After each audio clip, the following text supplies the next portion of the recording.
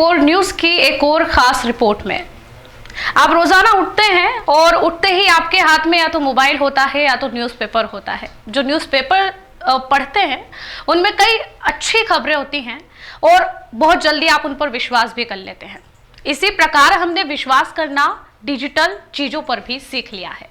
एक लत सी लग गई है। सुबह उठते ही हम मोबाइल देखते हैं। मोबाइल में बहुत सारे लोग सबसे पहले उठ करके न्यूज देखते हैं, चाहे वो फेसबुक हो, ट्विटर हो, इंस्टाग्राम हो। सबसे पहले हम देखते हैं अपडेट जा करके।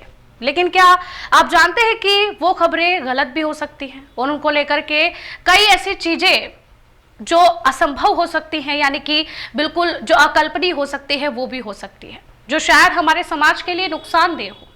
और अक्सर ऐसा होता हुआ हम देख भी सकते हैं। कोविड-19 के दौरान हमने कई ऐसी खबरें देखी हैं जिनके कारण लोगों में भ्रामकता फैली है। लोग भ्रम में उस दौरान भी पल रहे थे। और वो किस कारण से? क्योंकि उस समय जुड़ाव था सिर्फ मोबाइल के कारण। मोबाइल में हम सोशल मीडिया के प्लेटफॉर्म को, व्हाट्सएप को देख सकते हैं, जहां पर हम लगातार कई ग्रुपों में ऐसे अपडेट्स देखते हैं, मैसेज देखते हैं और उनको बिना सोचे समझे फॉरवर्ड भी कर देते हैं। इसीलिए फेक न्यूज लगातार फैलती जाती है और उन पर लोग बहुत जल्दी ट्रस्ट भी कर लेते हैं। इसका एक बहुत अच्छा उदाहरण हम आपको इस रिपोर्ट में बताएंगे।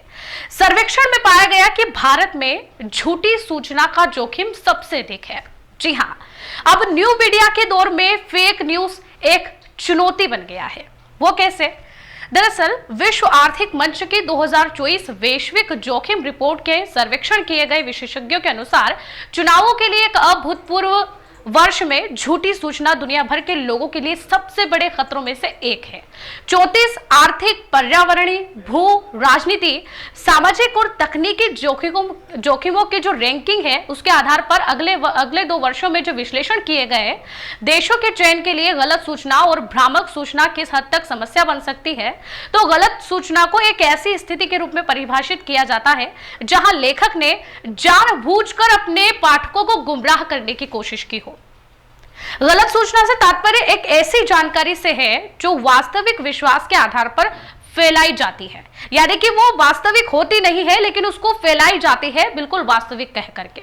लेकिन यह उतनी ही हानिकारक हो सकती है जैसा कि कभी कभी षड्यंत्र के सिद्धांतों के मामले में होता है। भारत वह देश है जहां गलत सूचना और भ्रामक सूचना का जोखिम सबसे अधिक पाया गया है।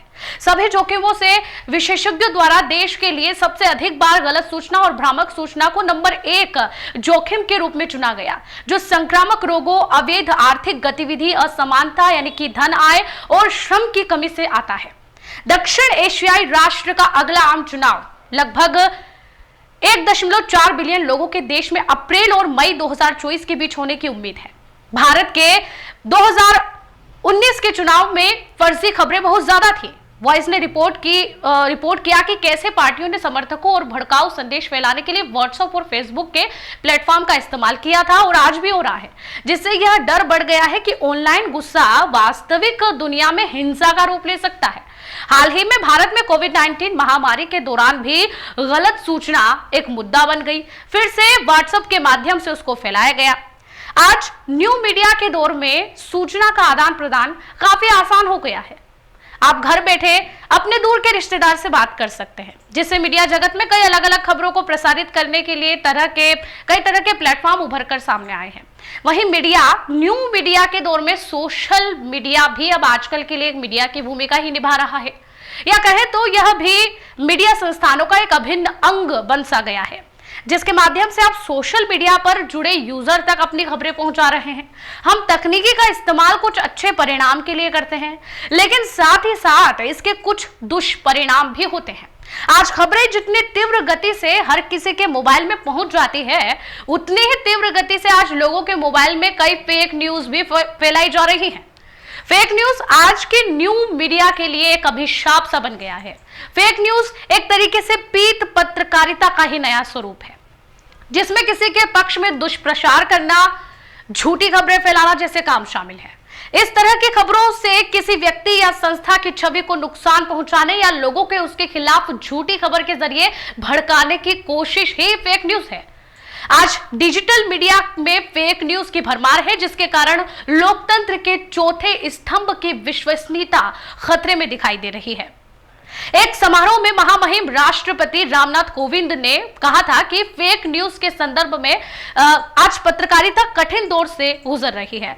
फर्जी खबरें नए खतरे के रूप में सामने आई है। आज सामाजिक और आर्थिक असमानताओं को उजागर करने वाली खबरों की अनदेखी की जाती है और उनका स्थान तुच्छ बातों ने ले लिया है। वहीं ब्रेकिंग न्यूज सिंड्रोम के शोर शराबे में संयम और जिम्मेदारी के मूलभूत सिद्धांत की अनदेखी की जा रही है। आज इस विषय पर हमें सोचने की जरूरत है। आज हमारे देश में फेक न्यूज फैलने के कारण ही कुछ लोगों को अपनी जान से हाथ भी धोना पड़ा है। फेक न्यूज के कारण लोकतंत्र के सबसे बड़े पर्व चुनाव भी काफी प्रभावित होते हैं। 2016 के अमेरिका के राष्ट्रपति के चुनाव में भी फेक न्यूज का सहारा लेकर मतों को प्रभावित करने की कोशिश की गई।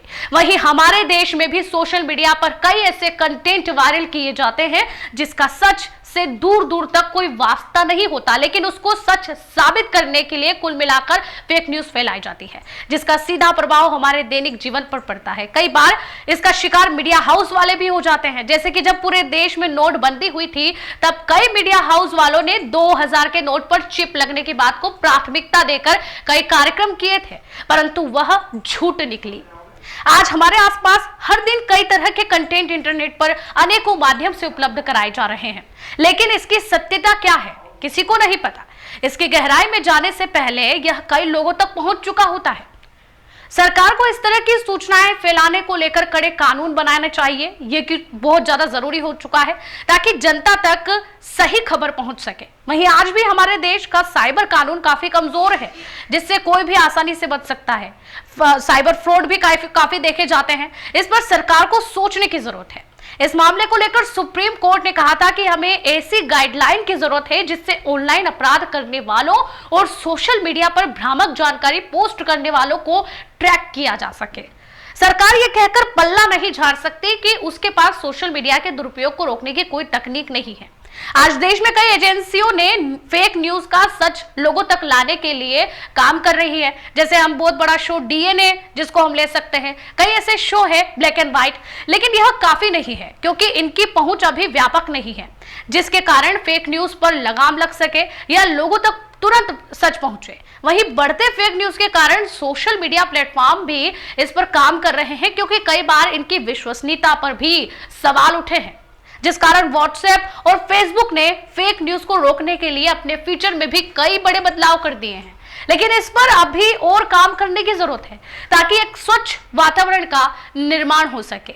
गलत सूचना के प्रभाव से निपटने में मदद के लिए ऑनलाइन मीडिया साक्षरता राजनीति शुरू की गई, जिसका उद्देश्य शिक्षकों और देखभालकर्ताओं, युवा कार्यकर्ताओं और पुस्तकालयों अध्यक्षों को उनके कौशल में सहायता प्रदान करना है। ये कई नीतियां भी बनाई गई इसको लेकर के, लेकिन उनका कुछ खासा असर देखने को नहीं मिला। बच्चों और युवाओं को उनके आलोचनात्मक चिंतन कौशल में भी सहायता मिल सके, ऐसी भी कई योजनाएं बनाई गई।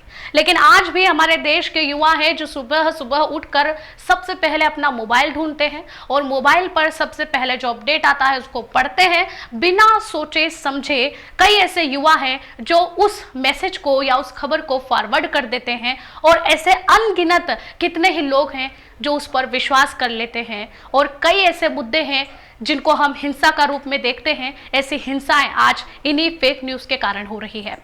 हमारी आज की इस रिपोर्ट को आपको बताने का हमारा यही उद्देश्य है कि जो सोशल मीडिया पर लगातार फेक न्यूज़ आ रही हैं, यानी कि ऐसी कुछ खबरें, ऐसी कुछ अपडेट जो आपको लगता है कि यह असंभव है लेकिन यह हो रहा है, तो उसको आप पहले क्लियर कीजिए। पहले आप 4-5 ऐसे बड़े न्यूज़ प्लेटफॉर्म पर उसको सर्च कीजिए। यह अच्छा तरीका है आपको उस खबर के बारे में क्लियरिटी होने का। स्पष्ट कर लीजिए कि वो खबर सच है या नहीं। उसके बाद ही किसी भी चीज को आप वायरल कीजिए, फॉरवर्ड कीजिए, ताकि आप भी किसी भी बड़ी हिंसा या फिर किसी भी बड़ी दुर्घटना या फिर किसी भी ऐसे भ्रामक चीजों से बच सके।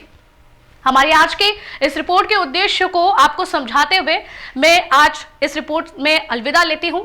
ऐसे ही नई नई अपडेट्स और जानकारियों को प्राप्त करने के लिए खबर 24 पर लगातार बने रहिए।